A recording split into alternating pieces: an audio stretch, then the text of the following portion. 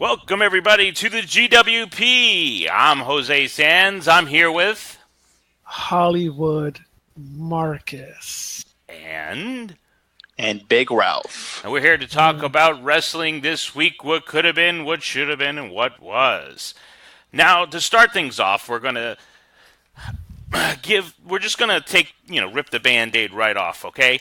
And we're going to say who had all the correct predictions this week, or who was the top person. And I have to say, guys, I'm very disappointed in you two. I think that you need to work on your stuff. I think you need to, pay attention a little more, and don't go so much from the heart, because you guys, you failed. Okay. Yeah. I'll take it, man. I'll take that. Sorry. All right, fine. Okay, so top person, Hollywood Marcus, came in with 6 out of the 7 matches on the card for the Clash of Champions. Ralph in second place with 5 out of the 7 matches. And coming in third, I guess if you're not first, you're last. Me. Yep. Unfortunately, if you're not first, you're last. With 2. Get wrecked completely. Correct. So, what do you have to say, Marcus? Any gloating? I don't gotta gloat. I don't gotta say I told you so. I don't gotta do nothing, man. I said it all last podcast. I told you, listen to me because I'm always right, and didn't do it. So this is what happens when you don't listen to Hollywood. So this is what happens when you don't listen to Hollywood. All right. Well, you know what? We have a whole new year. We have a whole new year coming up, starting with Royal Rumble. We'll see if this prediction streak can go through the whole year. You already know what it is because I have the magic. So, the one match that prevented you from getting the clean sweep was the triple threat for the U.S. title, which was Baron Corbin, the then champion, Bobby Roode, and Dolph Ziggler. Now, the winner of that match and new United States champion, Dolph Ziggler. So, where'd you go wrong on that one? This is where I went wrong. I'll tell you my behind it. Okay, so I was pretty sure Ziggler was only there to take the pinfall because I don't think I don't think WWE had enough stock or confidence in him to hold a title and run with it. Pretty sure Vince doesn't understand who Bobby Roode is or what his character is, so I thought he wasn't going to get it. And we know Vince likes big, sweaty men, so I was like, yeah, he's going to stick with Corbin. But you know what, man? They got me. They swerved me. They swerved you. They swerved everybody, I think. I think a lot of people thought Ziggler was there for the pinfall. And apparently he's not U.S. champ anymore, so I don't even know. Yeah. So what happened on SmackDown this past week was that during the Dolph celebration, Dolph Ziggler just put the title on the floor and walked away. What is this going for the U.S. title? Are we getting rid of it altogether, or is this a way to reintroduce a new title, or is Ziggler leaving the company? What do you guys think? I hope it's to introduce a new title, because I don't see him leaving. I don't want him. I don't want him to leave. Honestly, I think he could still put good matches in. Yeah, I like Ziggler. I think that Ziggler can be really great if they book him right, because his booking in the last couple of years has been horrendous. Wait a minute. You didn't like his booking? I mean, his matches with The Miz last year were very good. Yeah, but then he lost the title like a week later, didn't he? Or something like that, some foolishness. I don't know. I don't remember the sequence of events, but I remember when he put his career on the line, or the title, that was a very good match. And those matches with Miz were very good matches. I mean, his booking as far as where his character is going in storylines, like he's all over the place. And I was hoping they would retire the U.S. title since we already have an IC title and bring back the television title because, he wants to steal the show, blah, blah, blah. That will be perfect for a television title segment. But from what I read on the dirt sheets, he's going to be stepping away from a little bit because they want him off TV, I guess, to revitalize his character. And I think the U.S. title might be going. But then you don't have a secondary title on SmackDown. And does it matter? I mean, Corbin as U.S. champion, who cared, right? Right, but I mean, why get rid of that title? That title's been around just as long as the Intercontinental It's been title and around has for longer, right? Yeah. Yeah, longer, has a history. I mean, why would you get rid of that title? This is my thinking, and Big Ralph can, back me up or completely dispute me. It's all good. But I think that what they're going to do is, since you already have the world champion in AJ Styles, not even in the main program, because the main program is Owens, Zayn, and Shane with Daniel Bryan, right? If your world champion is in the secondary program on the second tier show, then who cares about the U.S. title at all? So I don't think the U.S. title takes any damage from not being on TV for a while. In fact, when it comes back, I think it'll get a little bit more steam because people are like, oh, where was this been? Where was this been? Where has this been? Proper English grammar, American. Right, gotcha. Yeah, I can see that. I honestly don't think that's how they would go, because I do think that SmackDown does need a second singles title, because there's just so many people that can go for the main title. The mid cards need their own title to go for. Question. What about putting the cruiserweights on SmackDown? 205's right after them. Then you have a secondary title with the cruiserweights. You could do that. Then you lose the cruiserweights on Raw, which are supposedly Raw exclusive. Yeah, but I don't think they make an impact one way or another. And also, you have such a deep roster on Raw. You could probably put some other secondary characters like an Apollo Crews, Titus O'Neil, Titus Worldwide, all that stuff. You got Goldust, R-Truth. You got a bunch of people out there. You could fill the 205 gap there, get rid of 205, and just keep SmackDown with the cruiserweight. I would prefer that, but you could also do the UK. I think the UK is fine on NXT. Yeah, I don't think the main roster or Vince would know how to handle Tyler Bate or Pete Dunne or people of that nature. I think that's just staying in NXT. Yeah, I agree. But I mean, get rid of 205. Nobody's really watching except me. And then put that program in SmackDown. It should be fine. Then you got a secondary title, and then you can have all your other mid-carders try to go for the world title, and you got a pretty strong tag team. And actually, I think pretty much the roster there on SmackDown has a very strong roster, and they're always in the mix. You have the girls always trying to get into the women's. You have the tag teams who are very strong. You got a good upper card, and if you have these storylines, like you said, with Owens and Sammy and all that, that's not the focus of the title. At least you have other players that can go for the title. I mean, plus, if you want to bolster the 205 weight division roster, I mean, you have people like Adam Cole, Finn Balor, Johnny Gargano.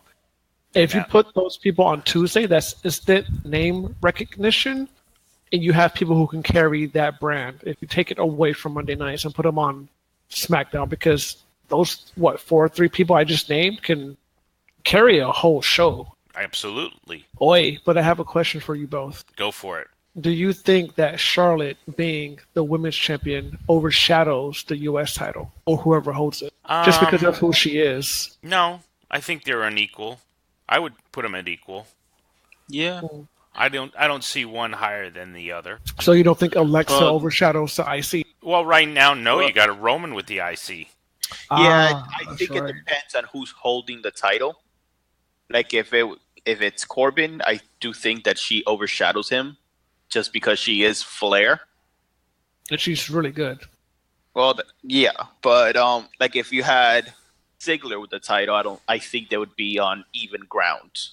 Well, think of it. You had Natalya and Corbin. They'd probably be equal ground there. You're just saying now that Charlotte has it, that's where the uneven ground is. Pretty much. You guys didn't bat on that one, huh?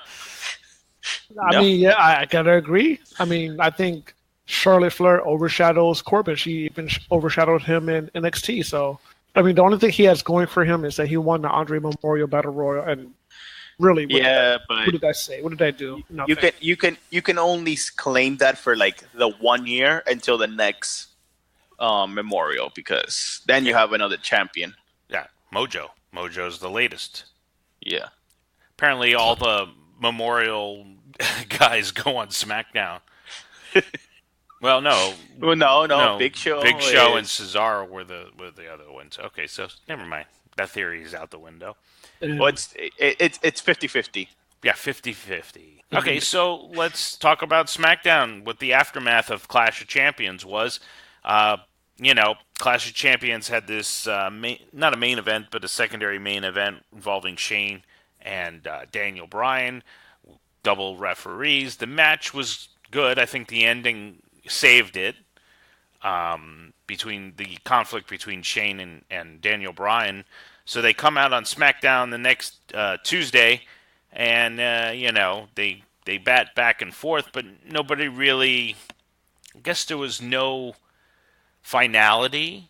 It was kind of like, well, I respect you and I respect you, but And I respect what you did, even though I did not agree with it.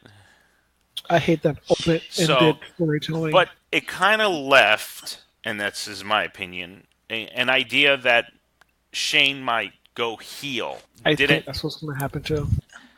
Isn't he already heel? He damn near is. But he's heel to two specific people. He's not heel all around. He's not throwing his weight round to the whole roster like the McMahons did, He doesn't. And he doesn't have, and he can't. You can't say he's a heel with a heel stable if you have Shinsuke Nakamura there. But he doesn't interact with the rest of the roster. Daniel Bryan does, but Shane has primarily only interacted with Owens and Zayn. Yeah. So, I mean, in that sense, yeah, he's a heel because he's doing really heelish stuff, and he's turning Zayn and Owens babyface, even though originally they were the heels. And the people, I think, like them more than they like Shane anyway. So I want to clarify. You're saying Shane does not interact with the rest of the roster, even though he led Under Siege, right? He was in the Survivor Series match, but yet he doesn't interact with the whole roster. I don't understand your theory here, sir. It's not a theory, sir. It is It's not fact. It is. No. Because think about it. The only reason why he I can't even use that word now. The only reason why he was in those scenarios was to build the storyline between Owens and Zayn, right? So now that all that Survivor Series tomfoolery is over, who is he primarily dealing with? Or who is he only dealing with? He's dealing with the aftermath of the Survivor Series tomfoolery. Yeah, but all of that was just so he can get in the storyline with Owens and Zayn. And even when Survivor Series things was going on, that was the lead story. That does not dismiss the fact that he interacted with all of the SmackDown locker room. Semantics. It's all semantics. What you're saying is semantics. No, what I'm saying is Hollywood truth and voice changes and, power. Okay, well, we'll just agree to disagree here on this topic of Shane McMahon. But we do think disagree all you want, but like what you said at the beginning of the podcast, Hollywood is right. So I said Hollywood was right on the predictions, and I said we should see how next year pans out for him. Doesn't necessarily right on your storylines. Okay. This is what we're gonna do right now. Just so we can keep good natured and all that type of stuff. Big Ralph. What say you? If you agree with Mr. Sands, I will happily bow out and say he's right. If you agree with me, I shall say another word. I shall now say another word more and just, humbly accept that I'm awesome. I will agree with myself. Oh. He swerved us. He pulled a Dolph Ziggler. Oh, man. I can't. I don't know what to say now. So, what are you predicting, Mr. Ralph?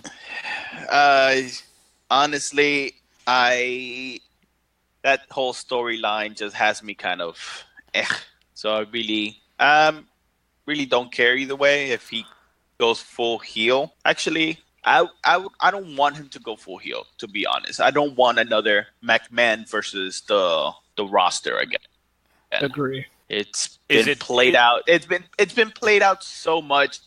It was Vince versus Austin, then Vince and Shane versus I forget who else. Oh, versus DX. Then the Authority. It's like enough. Like just can you guys not learn how to play anything but the bad guys? Well, that's the whole reason why they brought Shane the way they did in. But I mean, you've got a well-established authority, a person against authority with Daniel Bryan. You have a person who is the authority, over him. They're trying to work conveniently or together and cohesive. Now you have a conflict, which usually See you have on Raw. You have Stephanie laying down the law, and then the the law. general manager is scared of him. In this case, even though you have Shane laying down the law, you have on the opposite side a figure that will definitely not give in. He will fight. You And see, are we setting up a return of Daniel Bryan? I hope so. I hope so too. Now, on that note, if he doesn't come back, if he doesn't, again, I'm hoping he does. I would like to see a swerve and him actually going heel instead of Shane. Again, with the point that I am tired of always having the McMahons being the heels. I would like at least SmackDown to be fresh and new. Oh, I like that idea. Hollywood, 'Cause you're out. I'm taking Big Ralph's side. Hey man, it's all good. Big Ralph got it. I mean, it'd be new. It'd be interesting to see a heel Daniel Bryan because you would never expect that from him. Well, we See- had a heel Daniel Bryan, just not a heel Well- Daniel Bryan that was the authority. Exactly. So it's different. I like the idea. It's the whole I fought this, but I've become this now. I understand it from this side of the Right. of the fence. I am now This- what I despised. I like that. Exactly. This is what Hollywood thinks. Hold on, let me take a sip. And then he has like a redemption story to come back and be a face later on down the road. What I Interesting. think that's going to happen is he's already stated publicly that he's going to wrestle again, right? He's been cleared by all the doctors except WWE doctors. I think if worse comes to worse, WWE will let him wrestle on a limited basis, maybe like 3 or 4 matches a year. But with WWE, I don't think they will risk him going to another company, taking viewers away. The limited viewers that they have. Yeah, because I think wherever Daniel Bryan goes, he's going to take the viewers with him, right? Or Yeah. a good percentage of them. So I think that he'll wrestle again in WWE, and probably against Shane, Right. because I don't think WWE wants to risk him wrestling anywhere else because of his health, and also because of the viewers that they might lose. And because think about if he goes to Ring of Honor or if he goes to New Japan, right? They're gonna get massive numbers just by them mentioning his name. So yeah, I think it's safe to say that he's gonna wrestle in WWE again in the future. Yeah. Well, and also you would have to think about him being a new dad now. And I mean, how much does he want to be on the road away from his family? So I think the WWE deal, the way you're pitching it, would be better for him in the long run. He makes money. He's able to go home. That's true. Because I think I also heard him say that now that he has a daughter, he's kind of questioning himself whether he wants to come back. Right. So I know he's pretty much split right now. Like he wants to come back if everything is healthy for him, which doctors have cleared him like before. But if it turns out that he really isn't in the best of health mentally, then I think he will not wrestle and just get the WWE paycheck and stay as a authority figure. Okay. So another big announcement that happened this week with the WWE was the first ever 30 women. Well, we don't know if it's 30 women, but Women Yeah. Royal Rumble, which is very progressive. I'm excited to see it. I hope they pull surprise like they do with the men's. Um, what do you guys think? Are you excited about the Women's Royal Rumble? I am. Yeah. Is it Go. something you think that needed to come?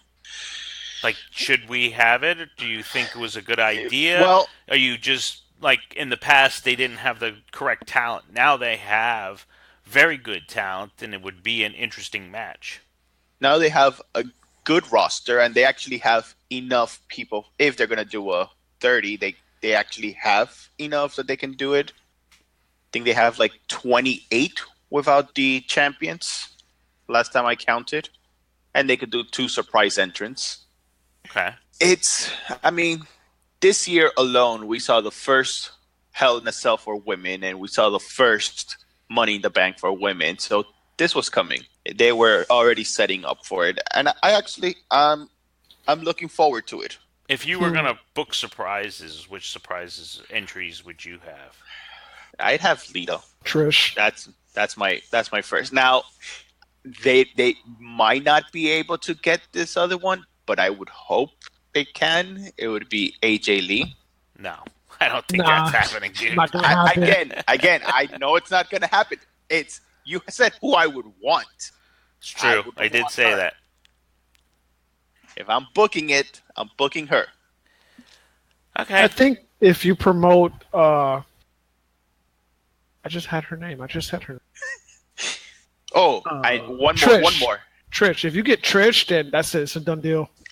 I think My- that I think in the tweet, one of the tweets that they said from legends and former wrestlers, Trish said, "Wear those boots." So Yeah, I saw that too. she might be teasing it, but you never know. Yeah. I'm sure she doesn't have to go like she would in the past. She makes her run in, gets a couple people out and then gets out, and that's it. Yeah, she does one. What's it called? Stratisfaction. Stratisfaction. Or Yeah, the chick she kick. does. chick she does kick, one, Stratisfaction. Matrix. And she can still do it. Oh, she can do it. Dude, have you seen her Instagram? She's super into yoga and fitness and everything else. She's still in really good shape. So she got- do it. And she had the gimmicks, altered so it's less Reduced. body weight. Yeah, Reduced. so I mean, she's good. Would it be Yeah, like but that there- one Royal Rumble where you had like Roddy Piper come in and then right behind him you had Jimmy Snuka and they went at it? So you have like Trish come in one time and then Lita right behind her and they go at it.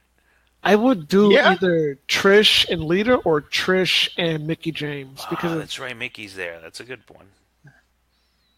Yeah, but it's not the Mickey that we have now. It's not the same Mickey. It's not the same character.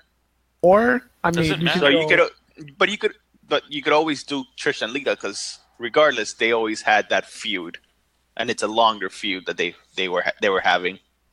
or if Trish comes back long term, kind of like something Goldberg did or Lesnar does, you can set it up where you have Trish and Alexa or Trish and Charlotte, like the old guard, the chick that was always in the front versus the two new up and coming, like a passing flag of the torch bearers. kind of thing. Yeah. Okay. Yeah. Well, I mean, they kind of did that with Mickey, and Mickey got some good matches out of Alexa.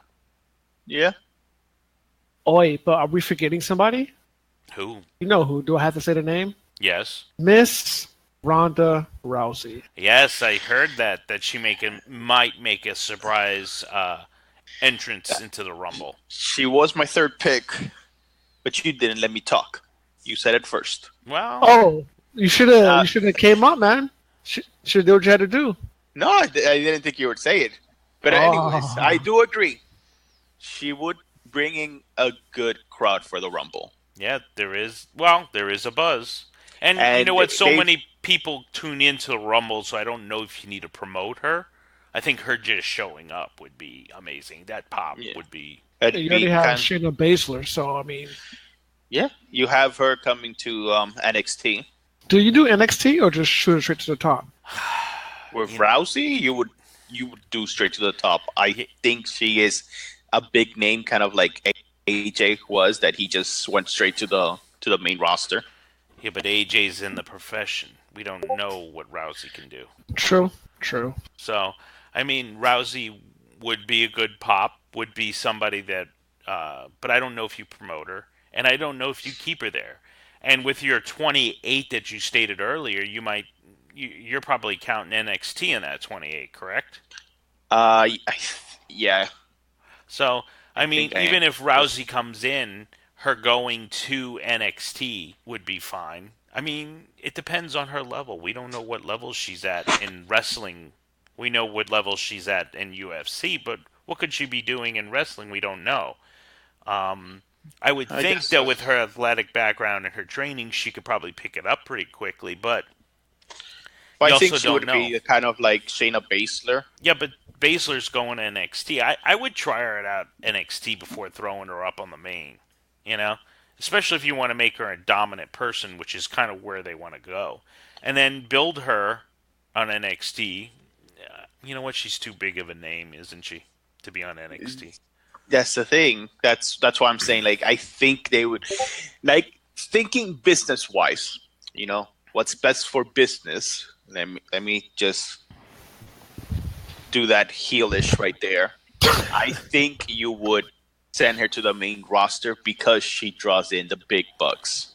What you can do, though, I mean, if you think about it, you could do cross-platform because you can have her do a run-in on NXT because Shayna Baszler's there, and then have her show up the next night on Raw. I don't think that would be a problem. So you think like what's this chick's name that won in Absolution? Ruby Riott? No, the Absolution. Absolution. Not the Riot Squad. Yeah, Ruby Yeah. Riot's part of the Riot Squad, man. What's this chick's name? Sonya Deville. Yes. So like how she's doing now, that she is doing Absolution and Raw, and then next week she has a match against Amber Moon. But that's pre-taped, though, so... No, I know, but like you could do something like that since you've already set precedent. She could do should have something stayed in NXT, like that. I think. Uh, But whatever. Yeah. But yeah, I understand what you're saying. Yeah, but you know what? You say she should have stayed, but like Ruby Riott really didn't have a lot of matches. She looked good though, and Sonya Deville, the matches she had with Ruby Riott weren't that bad. So Yeah, but I think Yeah, But you're also- I think with Paige you could have brought up the iconic duo. nah, they would have no, overshadowed Paige. Yeah, not with Paige. Their personalities clash way Yeah, too much. doesn't fit.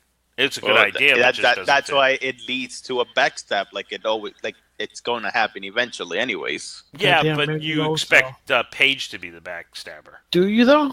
Nah. But see, that's the thing. It's not expect because if after a while everything gets boring, you have to throw me swerves to keep me entertained. Because it's That's always true. last time it was Paige who backstabbed her friends. Now it's like, oh, I remember what you did to your best friends. You know what? Now we're gonna Haha. backstab you. Got you first. Yeah, that's true. It's a If you good want point. to throw a swerve ball, is that the right term? I don't know what a swerve Yeah. ball is, but we'll go with it.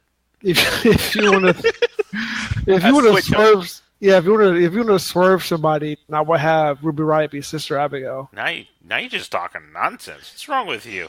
What, dude? Ruby Riott. Ruby it's on Riott SmackDown. is Sister Abigail? What's wrong Yeah, I with you? mean, okay, look at Bray Wyatt. Do you see He's had- Ruby Riott with any type of personality would even consider her as Sister Abigail? That's more Yeah, look- Nikki Cross would be a better one. Nah, man. Look at Bray. He's all tatted up and crazy. Ruby Riott's all tatted up and But she doesn't have Like- that personality, like that craziness. You don't see it. Like I said, Nikki Cross is nuts. You could see that. If she came out as Sister Abigail, I'd be like, I'm all for it. I could even see Paige with it. Yeah, Paige, Nah. but Paige has personality. I don't see a personality on Ruby Riott to even suggest she can pull off a Sister A Abigail Sister type Abigail. of bigot. I have confidence in Ruby. Okay, well, You I have mean, too much confidence in Ruby. yeah. But Liz isn't like her. Liz is like, oh, who is that? I'm just like, don't diss the Riot. Don't. No, diss Ruby. I like her. I like her character. I like that she's different, but I just don't think putting her as Sister Abigail is really going to help her. I think where she's I- at is fine. I think if you did that to her, they'd just be burying her. Yeah, I agree. All right. Yeah, you have to concede. It's 2-1. Doesn't matter. You can't. I'm there's not. no I'm not argument. even. I'm not even mad, dude. You know. When you make a good point, you make a good point. I can't dispute it. You could, but you just lose. That's why you're conceding, because you know you That, lose. yeah, because I don't like losing. I don't fight. I win. So Yeah, oh, now who's bragging, huh? Jeez, I win. Yeah, you didn't pull a sweep. That's my defense to that. You didn't get a sweep. I don't need to pull a sweep. You know why? Why? Because you still won. Exactly. My pitiful two. All right, so we're excited about the women's Royal Rumble. We're hoping for surprises. Trish, Lita, Ronda Rousey. Those are all really good and really interesting. They're doable entrances that they can actually pull off. Yeah, I don't see anybody else coming back. I mean, you have Victoria. Gail Kim isn't coming back. That's for sure. Definitely not coming back. Candice Michelle. Nah. Melina. Caitlyn. We talked about that. Caitlyn might come back. Caitlyn. She looks like she can go. And what's her name? I'm not sure if she's pregnant or not. What's this chick? The chick who does jujitsu. Oh. I'm drawing a blank now. The chick who does jujitsu? Yeah, she's married to one of the Gracies. One of the what? One of the Gracies, the jujitsu family. Oh, now you're talking on something I know nothing about. Eve Torres. There we go. Oh yeah. Okay. Nah, not interested in her. I don't think they would get a pop from her. Yeah. People don't know who the Gracies are from jujitsu. No, I don't know who the Gracies are from jujitsu. Sue me. We're not martial arts senseis like you. Yes. So. Sorry, I thought you guys would know. No. Sorry. All right, so I think those were the big points for the Raw and the SmackDown. Otherwise, there was nothing crazy. Yeah. It was, wait. I talked to Big Ralph about this while we were eating our culinary delights at lunch, and I think he brought it up. So I'll preface it and I'll let him expound on it. But the way that Stephanie came out while everybody was fighting, I'm like, this is stupid. Yeah, she just came out. You have Absolution wrestling everyone else, and she just came out, did the announcement. Everyone stopped. She did her announcement, and it's like, oh, now we're all happy, and let's all join hands. It's like, where's the fight? Weren't you just fighting? Why just cut it like right there? Why not make the announcement either on SmackDown or make the announcement like clear the whole ring and then make the announcement?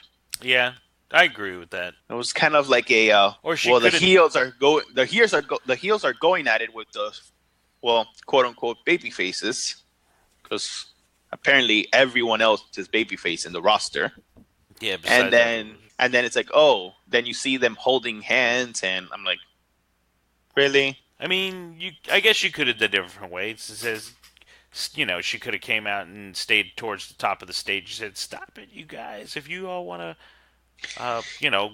beat each other up, I have a solution. Why don't we do our first women's Royal Rumble, and then you can take on the roster?" You know what I mean? Something like that, I guess. Yeah, that would have worked a lot better. That would have worked so much better, because you broke so many characters in that little 2-minute segment. I'm like, do you see what you're doing? Like, you understand that these people have characters that they have to act out, right?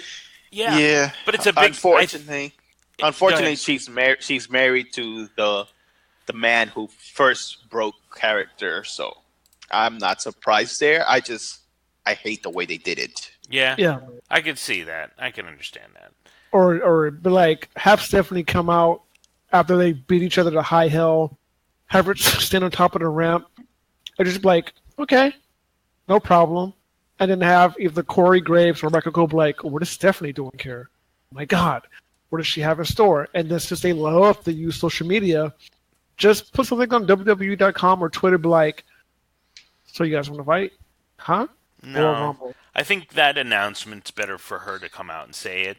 How she said it, I agree. If she was going to say it on that type of platform, she should have They should have. They should have worded it differently. Or maybe she could have come out before the match and announced it, then had the match, and if they, went to the end of the show, it's them just all fighting and throwing each other over the ropes like the Royal Rumble. They could have done it that way. Yeah.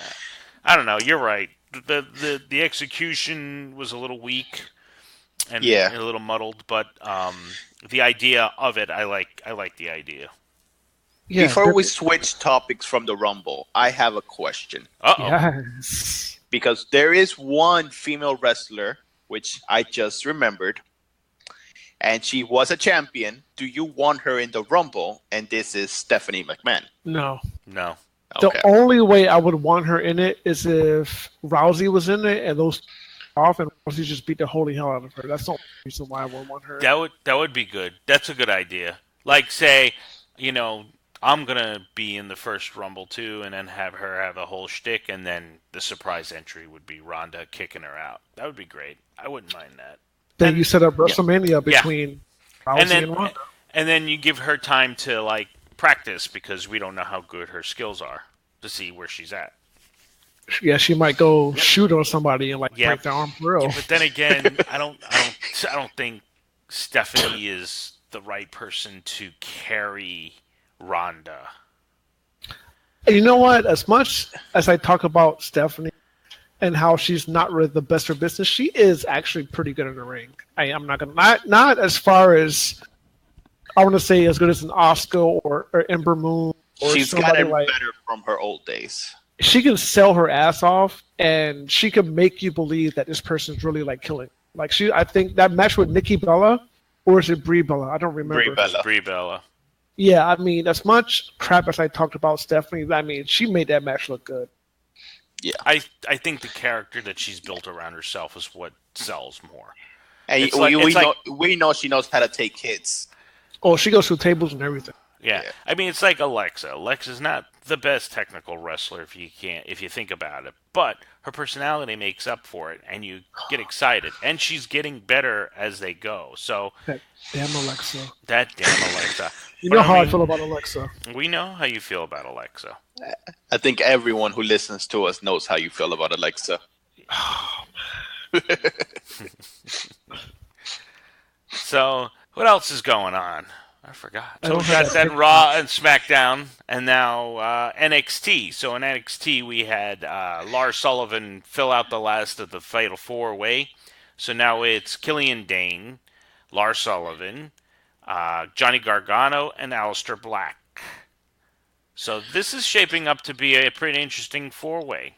Who do we think wins this one? Either Gargano or Black. Did you say Gargano? Gargano. Same thing. No, it's not. No. Okay, Gargano sounds like he's going to spear everybody. Either Johnny or Aleister. Johnny Wrestling or Aleister Black. Why not? Why not Lars Sullivan? He's a pretty big guy. Because Lars Sullivan is a heel. Ah, yes, you're right. I forgot. I almost was the heel champion. Or I have a theory, or not a theory, but maybe a premise to run by you two. Mm-hmm. Sanity might have lost the tag titles, so that Big Damo, wins. Goes against Killian Dane. I forgot his name. Killian Dane. There we go. Killian Dane can go against the Beast from Belfast. Indeed. So he can go against Andrade Cien Almas, because Sanity right now are baby faces. So that will make him a baby face, and maybe they lost the title so he can go after the singles title. That's a good theory. But Aleister Black is so undefeated, I wouldn't, But he can lose the Fatal 4-Way without getting pinned, which still makes him undefeated. That's true. You know what? I mean, it could be Gargano because you have a built-in storyline there. I mean, you already have him do something with Almas before, lost a redemption, so he gets that win against Almas. Rubber match. I was thinking about a redemption story for him, because that would be awesome if he could redeem himself and come back and win the NXT title, or have a really good match for it. But I'm thinking Ciampa might come back and cost him the match because remember, Fatal How 4 Way is about no DQ. It's how true. about this? He wins the match, wins the title, and then Ciampa comes back and beats him up. But then you have a triple threat because the Not champion has to get his rematch. Not really. What if Almost gets injured like Galloway did? Damn, why you trying to make the man? why, I'm sorry, Matt McIntyre. why you trying to like put evil on the man? You don't want to get right? injured. Well, that way so Ciampa can go against Gargano 1-on-1. Or I don't know. I'm thinking. I think when I Aleister say- Black's going to win. When I say injury, I don't mean a real injury. I mean a Storyline it's injury. vacation time for you. I'm gonna call it now. Hollywood. It's gonna be Black winning the title with Andrade and Selena Vega going to 205 Live. Okay, what, Andrade's 205? Yeah. There's no way. That guy looks pretty big. Hold on. That's a Google machine. All right, I'm all right with Black. I like him. I think that He's 176. wow. Jesus, I thought he was more. Yeah, I did too. He's got such a big frame. It looks like, and tall. He looks very tall. He's 5'9", actually. He's like an inch taller.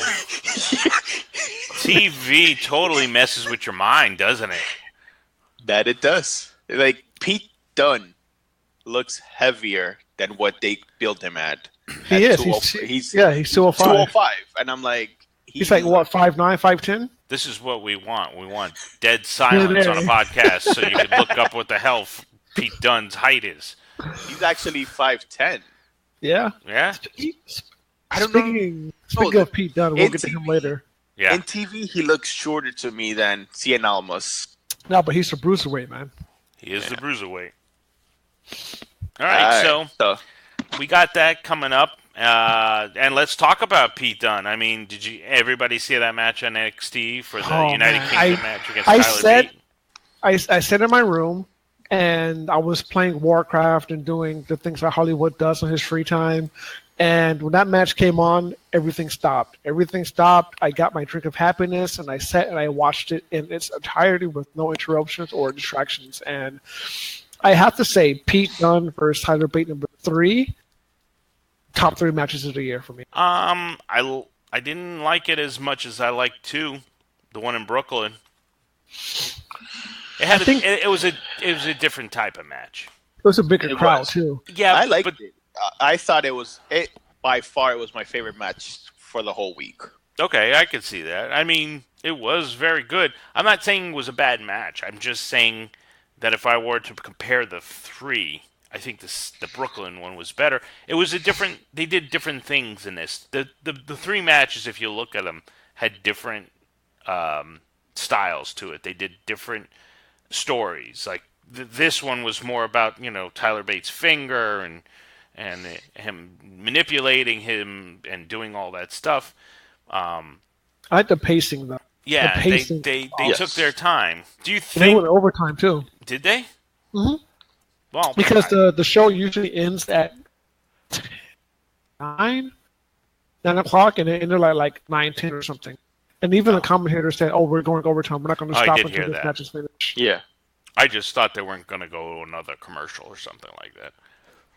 But I think, what were we going to say before I make my point go?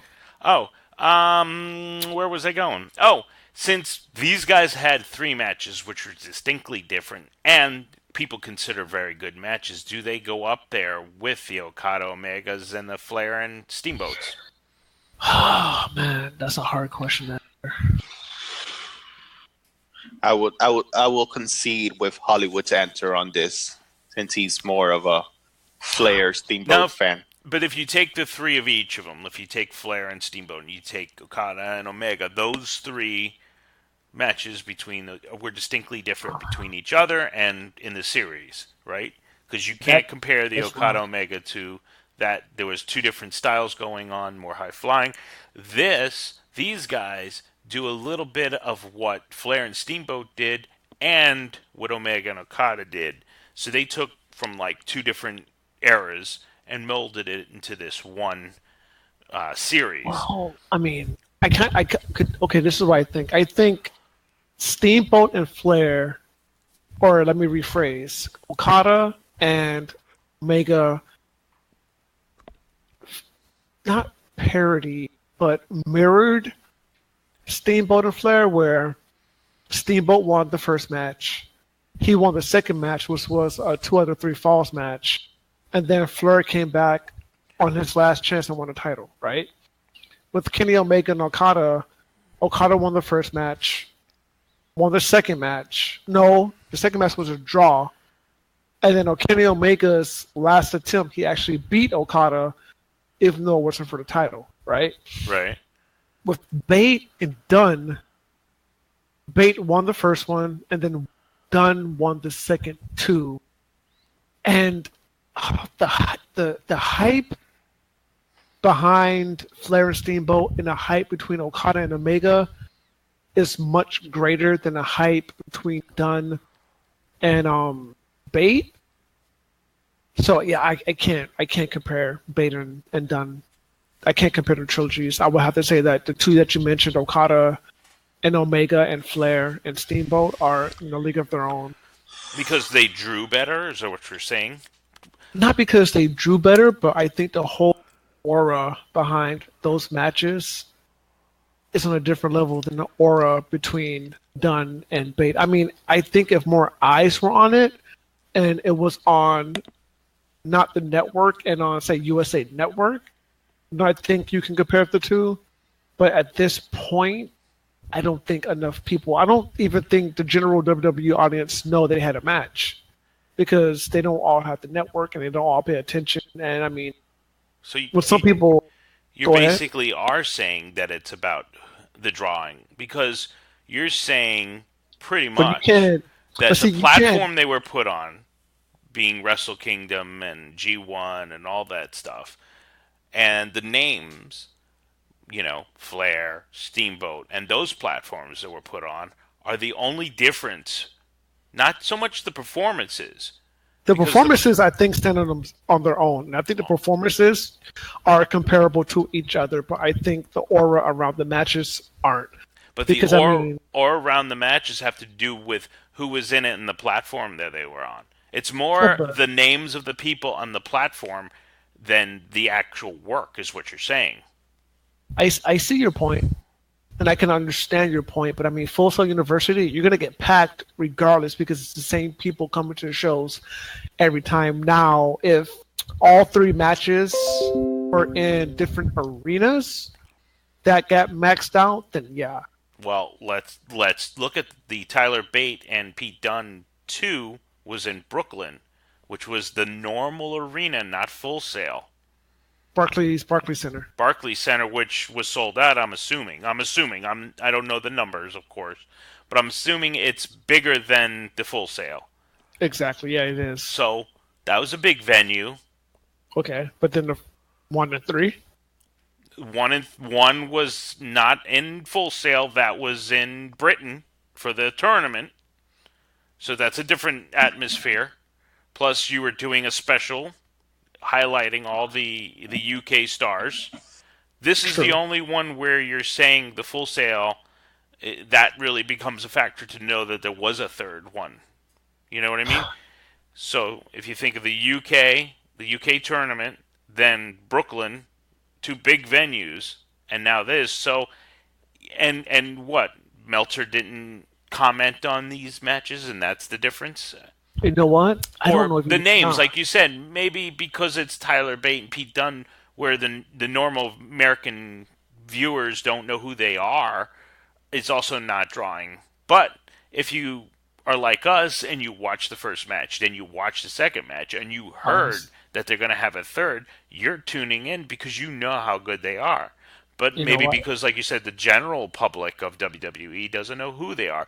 But the wrestling fans do, and the wrestling fans are the ones who grade the Okada Omega and the Flair and Steamboat matches. I just don't understand why these don't set themselves in there.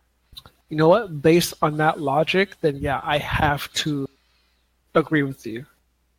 but I just don't, because it's WWE, right? It's all WWE, and I don't think the general WWE audience, unless they're hardcore, not even hardcore, because I don't consider me Ralph hardcore, but we're fans, right? And we're diehard fans, and we've been fans for over 20 years, all of us. I don't think the general WWE audience even know they had that match, and that's sad. I think wrestling fans, true wrestling fans, know they had it, and they're hyped about it, and they love to see it. But if you think about the Steamboat Flair matches, even the New Japan matches, like it created a sort of a buzz. I don't think this third match created the same buzz that those two matches made back whenever they happened. You know what I'm saying? I'm not sure if I'm making enough sense, but I don't think that buzz was there in the wrestling community the way it should have. You know, I wish it was. I would love for it to be, because those matches need to be seen by people who watch wrestling, because they're great matches. Well, that's why I suggested maybe they should be moved up to the main roster. I think that they will be lost in the main roster. They would. I mean, because they can do the same thing they did, but since the WWE crowd is really weird, because they don't get behind people the way they should. And I think Vince would probably be like, yo, these guys are still in the spotlight for Roman Reigns. We can't have that. You know? I see your point. Unfortunately, if they stay in NXT, like you said, not all the fans are going to be able to see them, so not so much buzz is going to be created around them. But you can showcase them like at a pay-per-view as a kickoff match. Not a kickoff match. Like, put them on the main show. Maybe the opening match or something. Well, you have to start off at the kickoff show. You can't just put them on the main match. I just like how you were like, people are going to be like, huh? The kickoff match is part of the pay-per-view, but in this instance, doesn't count. Nah, man. Like, for those two, no, man. Put them on at least the opening match of the pay-per-view. I don't know. It's just kind of disheartening to know that a match of those two and the caliber of matches that they put on just isn't seen by the general audience, because Pete Dunne is my guy, man. I like Tyler Bates more. Tyler Bates? Yes. Pete, is AJ going to get upset with you then? Now you're picking Pete Dunne? No, man. AJ knows. So he's okay with it. So I'm looking up to see what where Meltzer, just out of curiosity, felt for that match. He didn't rate the last match, but the match before that, the first match was a 4 7/5. Yeah, he could have given 5, man. Right, I know. I was thinking the same thing, and I'm trying to find the first match so that it would give me an idea. But it looks like he just, I don't know. It just looks like he didn't think that those matches were 5s. So, which is really weird, because I don't know. I just think those matches were 5s. I think he's wrong. You know what? He's been known to be kind of wrong at times. And you know what? I'm not even mad. No, I mean, okay. And then so the one in Brooklyn he gave a 4 3/4, and the one in UK he gave a 4 7/5 or whatever. I don't know. So yeah, they weren't 5s, but that's just, I don't know. I mean, I don't know why. I mean, the only reason why I only even heard of the Omega Okada one was because he gave it a 6, and that's because we're like, oh, Meltzer gave it a 6, but sometimes his matches I don't agree with. I don't think they're as high as they should be. But I don't know. It's all here or there. Like I said, it's subjective. It's neither here nor there. It's neither here nor there. But, we tend to see him as the man who could tell us, hey, this is what it is. You got to check this out, Dude, man, one of my best matches the last 20 years has been CM Punk versus Johnny Nitro, and nobody's seen that match. Is that the ECW? Yeah, when Punk finally won the ECW title from Johnny Nitro after trying 3 times or something. Yeah, I remember that match stands on its own against any match. That match was awesome, but nobody talks about it. So, true. screw you, Meltzer. Come on our podcast and talk about it once. That's not going to give us any points with anybody. You say screw you, Meltzer. No, man. Controversy makes money, like Eric Bischoff said. Jesus. The hell? Yeah, you got problems, boy. What? No. See, first you say I'm too aggressive. Then you say I'm crotchety. I don't. I never said you were crotchety, not on the air. Oh, and so, I don't know. Not on the podcast. I've never said you're crotchety. I can't be, but I don't. But like I don't like I'm not clipping toenails. But like, what do you want from me? Nothing. I want nothing. All right, so we got Tyler Bate lost, but it was a great match. Yeah, it was a good match. I wish they would have shook hands afterwards, but that's not it. No, that's not Pete Dunne's MO. That's not the character he created. That's not the Bruiserweight. There's no way. Guys, got anything else? I can't think of anything else. I think I hit the topics that I knew were pretty hot, but I can't think of another one. I did like when Nikki Cross came out during the. Oh, she beat the hell out of him. Yeah, but what's that? Why would they kick her out, but they wouldn't kick Cole out? That just shows how crazy she is, though. Huh? That just shows how crazy she is. They were like, "Oh my God, she's out. Bring her in the back." But he could stay. He didn't distract anybody. I think because she was her aggressor, maybe. Probably. Dude, but she beat his ass, though. Yes, she did. I was like, wow. I liked it. I thought it was fun. What was I going to say? Mm-hmm. Oh, if you want to go outside of Big E, we have a new Ring of Honor World Heavyweight Champion in Dalton Castle defeating Cody. Oh, yeah. Dalton Castle. Good for him. You know what? He's a person who changed himself up and became with the this whole gimmick with the the boys coming out and the feather and the peacocks and all that.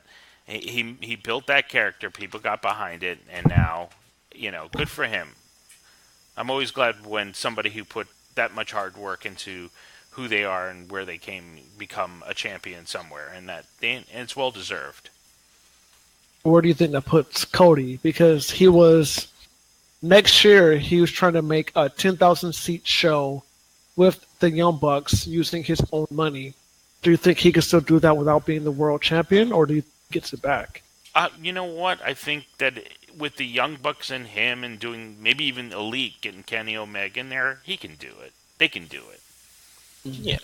I don't think being the world champion one way or another will deter that. I think it's the names of the people who will be on the card. Fair enough. That's a good point. I mean, Young Bucks are they're like marketing geniuses and everything. So, dude, they're making all kinds of money. Yeah. So I think you get them. Maybe even see if they can get Kenny in there. Get some Bullet Club people. Get other people involved. They can do it. Hopefully they can get Okada. That would be awesome. But I don't think Okada. I'm not sure. It would be awesome if he could. Yeah. You never know. All right, so that's this week in wrestling for the GWP. If you have any comments or questions, you can check us up on Facebook. We do have a question. We do. Okay. What's the question? You kind of gotta go with it. If you say we do have a question, you have to give us a question. The question is from one Keith C. Wade, and his question is: do you think there's any former wrestler or personality, in parentheses, actor or athlete from another sport that can reignite wrestling? I think with what we talked about with the women, I think Ronda Rousey coming in would be a good pick for that. Reignite that women's division, make it interesting, especially with all the different changes they're having the Royal Rumble, getting her in there, and the possible idea of a 4 horsewomen showdown between the two different factions would be interesting, especially with Shayna Baszler and all that in there. See, I will have to disagree with you. I think as long as they keep the same... It's not agree or disagree. It's who do you think? No, it's not an argument. I think Ronda will ignite that. Who do you think would do it? I don't think anyone would. Honestly, as long as they keep the same writing staff and the same crappy storylines, Okay, but And if you heard like a Conor McGregor coming in, just to throw a name in there, and actually wrestling. if I heard Connor? I was gonna The Chronic. Chronic The Cron- McGregor? yes. Oh, I'm not even drinking the happy juice. I am though. Okay, so I don't know. I would have to wait and see how they write him in, what storyline they're using him in. But he's not a big draw for me. so let's take Not for storylines out. you, but Yeah, well, I mean, you have the exactly, that's cross-platform for me. appeal Yeah, from MMA. let's take Well, storylines out of Mr. it. Sand said, "For me, Yeah, what for did you. I think?" But Fair let's take enough. storylines. No storylines. If you just heard this Just guy's name- coming in or this girl's coming in, who would get you excited about it? For me, it had to be CM Punk But- if he came but- back. Okay, I guess that falls within. Okay. Okay, yeah. All right, if we're going that way, then yes, I would agree with Mr. Sands, and I'll pick Ronda Rousey. I think CM Punk, Ronda Rousey, either one of those would be great to have back. Yeah, because I don't see any athlete right now from another sport that can make people care enough about the WWE. See, I would like to see a Bobby Lashley Brock Lesnar fight, but it's not like I want him to come back. Like I don't think Guess he- Bobby Lashley would draw me. is a name. I think Plus, he's CM still Punk. wrestling. Yeah, I think CM Punk would be good if he came back. That would pop the crowd pretty. oh bad. no, yes, I'd especially if I'd you do it in interested in that. Chicago. Yeah, damn. Because I don't see anybody from the '80s coming back that is relevant. Shawn Michaels. If Shawn Michaels came back, I think it might reinvigorate the industry. You think so? Yeah, because I mean, come on, man, it's Shawn. It's Sean, but how many of the little kids that they're trying to market this towards are gonna know who Shawn Michaels is? If I have a son, a little Marcus or Marcus Jr., oh, he's gonna know who Shawn Michaels is. Right, and I was going to say that too. If you have a dad who watches wrestling, is bringing his son, he's going to say, "Oh, son, this is Shawn Michaels. You know, you got to, this guy's good." You know what I mean?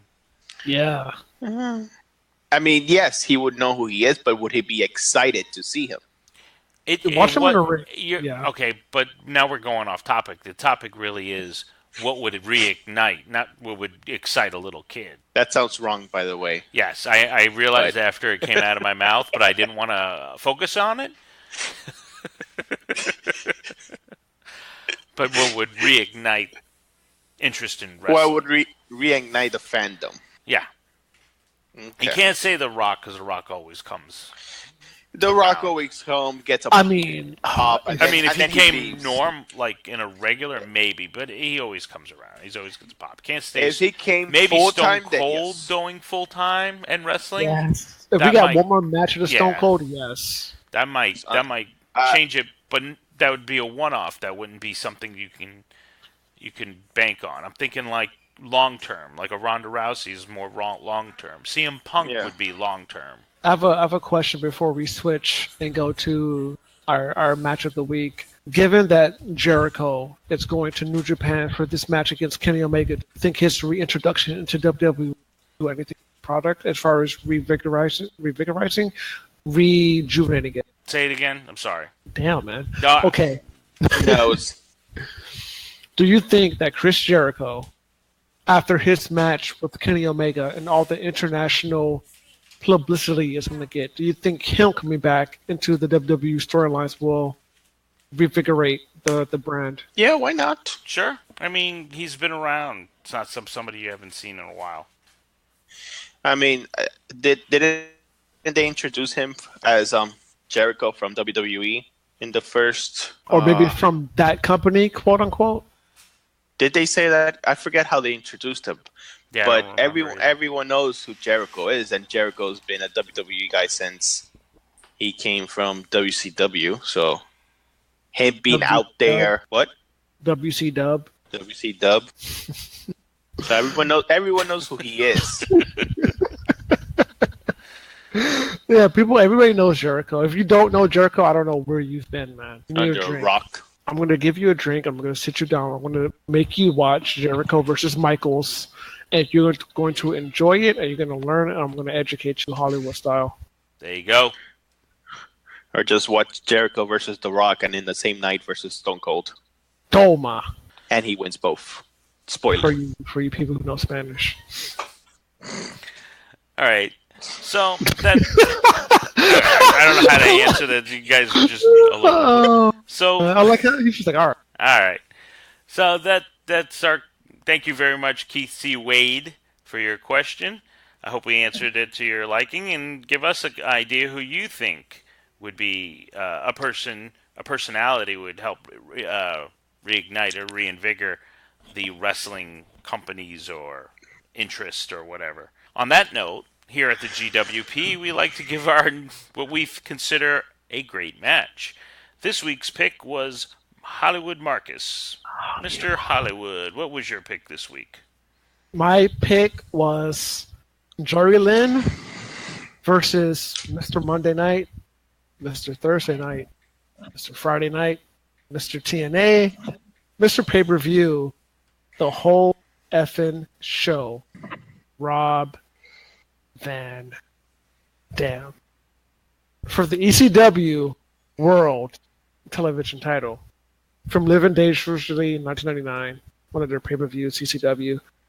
I picked this match because looking at the style of wrestling now, especially more prevalent in New Japan and Ring of Honor, if you look at this match was pretty much a precursor to what you will see in later matches. They did everything. They did a little bit of technical, a lot of flying, going through tables. Watching this match now, I don't think you will be able to separate it from any match that you saw on Ring of Japan, maybe even NXT these days.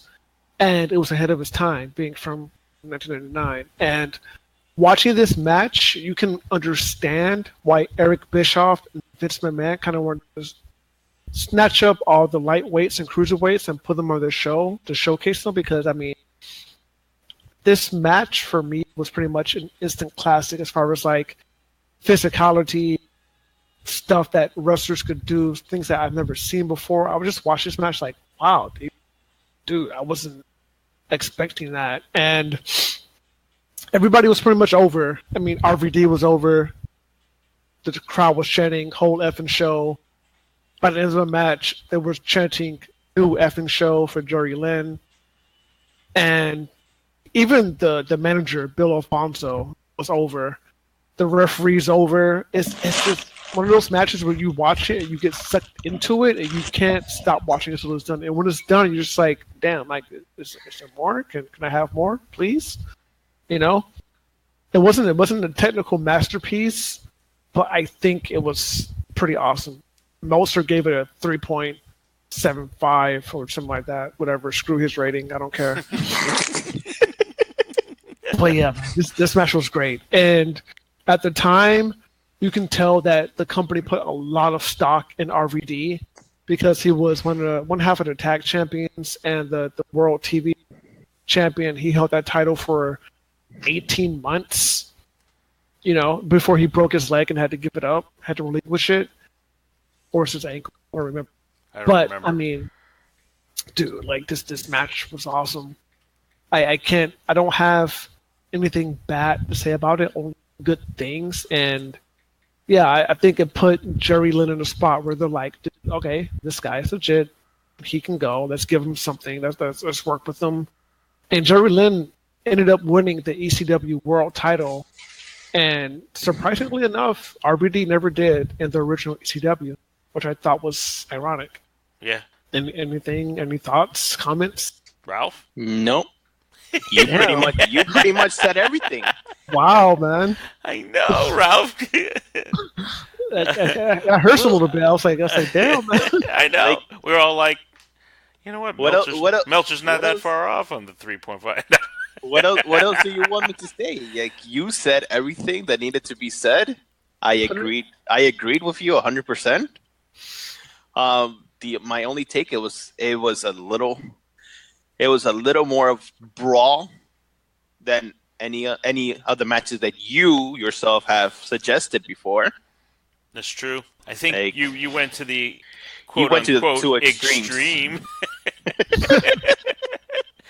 So yeah, I think that from your prior pick, which was a technical match between Flair and Steamboat, to this one, which is total, you know, No, opposite. you can't compare those two, man. No, you can't. But I'm saying the range that you have, and when I was watching it again because I hadn't seen it in a long time, um, it had that ROH feeling. So at the time, the crowd was very specific to that brand, and that brand knew its crowd. I don't know if ECW would be around today that it would still be relevant with what they did at the time. I think it was there for a certain period of time and what it did well, and I don't know if it would have stayed. If it did, it would be interesting, and it might be you know the third option or the second option at this point with WCW folding. The match itself, I mean, Jerry Lynn is a very underrated wrestler. To be honest, I seen very little Jerry Lynn stuff, and the stuff I've seen, he's always done great. Well, I personally had not seen him before, and I can tell you I'm going to start looking him up to see more of his wrestling. So look Yeah, up Jerry Lynn versus AJ Styles and get back to. I yeah, will. those matches in TNA that he at the early onsets of TNA were great. Um, like you said, it was all over the place, but those two reminded me of the Ricochet Will Ospreay matches that you have now. They knew each other Yes. so well that wherever you put them, they could just put on a match. It's the same thing as the Flair Steamboats. It's just two people who had amazing chemistry and knew each other like the back of their hand, and they could put on a show, and they did. They're, Want to know what's interesting? what's interesting? That was their first match. Really, that I did not Oh, know. Yeah, that But was their first one, and you I was wouldn't like, know that. wow. Yeah, you wouldn't know that by what they did. They had a story. Uh, Jerry Lynn was out for a while, with a broken pelvis. I think it was a broken pelvis or something, or a dislocated pelvis or Coccyx. something. RVD's been, was super over, and I think, like you said, this put Jerry Lynn on the map. People said, "Hey, this guy can go."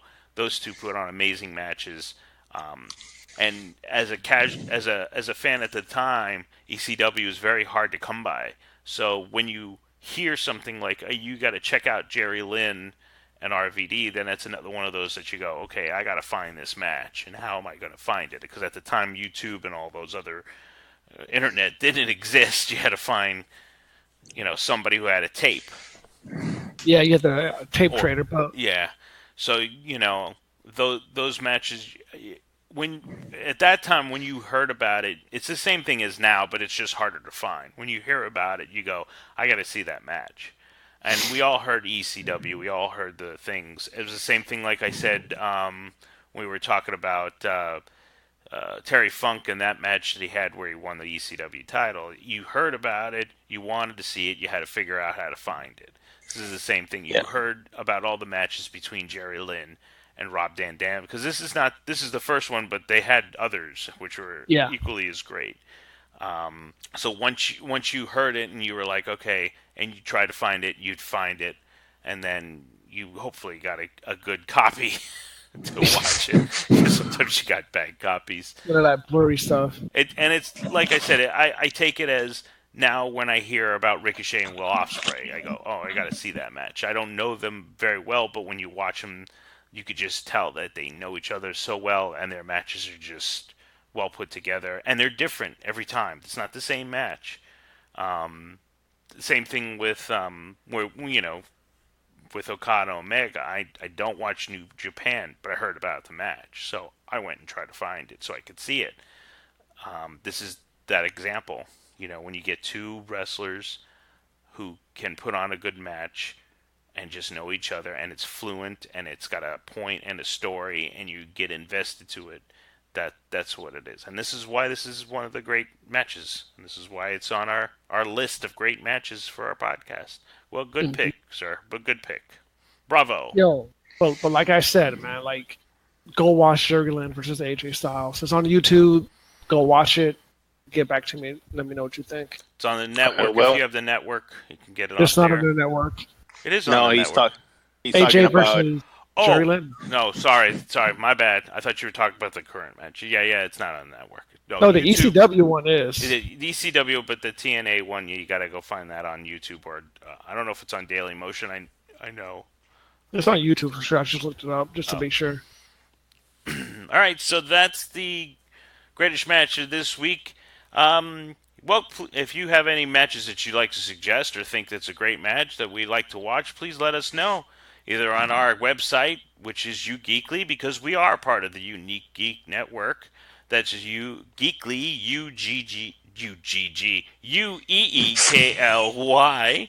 If you go there, you can check some of our other channels. We've got Bewitch's Little Corner, Mirrored Soul, Sci-Fi Saturdays with Keith C. Wade, and Twitch, which is run by our own Hollywood.